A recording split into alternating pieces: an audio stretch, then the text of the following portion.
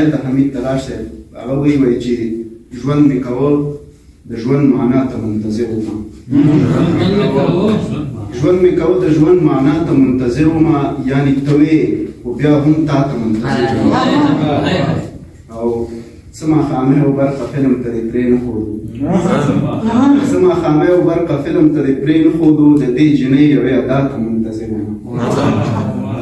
او بل بیت یې درانه هېرېږم چې حق پسې ووتم فنا شومه تبریزه مولانا ته منتظر وم. ډېره زیاته مننه.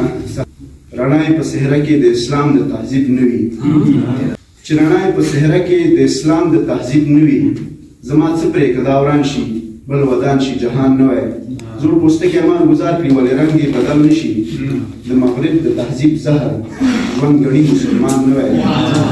او ولې بړبوکۍ مې د ملت په ورانېدو دي، بیابان په ختمېدو دی، خو دا بل بیابان نه وی. او د مذهب د ازادۍ نه حمزه څه درته حاصل شو، د مذهب د ازادۍ نه حمزه څه درته حاصل شو، خو بس دا په زوړ زندان دی ورکړی زندان نه وی. ډېره زیاته